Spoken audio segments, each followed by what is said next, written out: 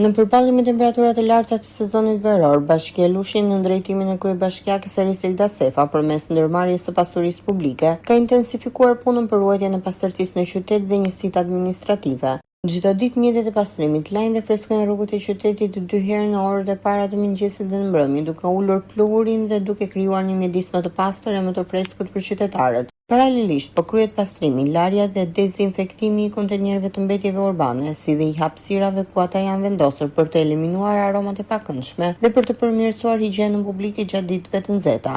Në terren, punojësit e shërbimeve publike janë angazhuar me skema të posaçme pune, duke rritur intensitetin e ndërhyrjeve në zona me fluks më të lartë dhe në lagjet periferike të qytetit. Kujdesi veçantë po tregohet edhe në zonat më të frekuentuara nga qytetarët. Sipas Bashkisë Lushnjë, në muajt e verës është shtuar volumi i punës dhe frekuenca e shërbimeve të pastrimit, ndërsa mbeturinat grumbullohen çdo mbrëmje.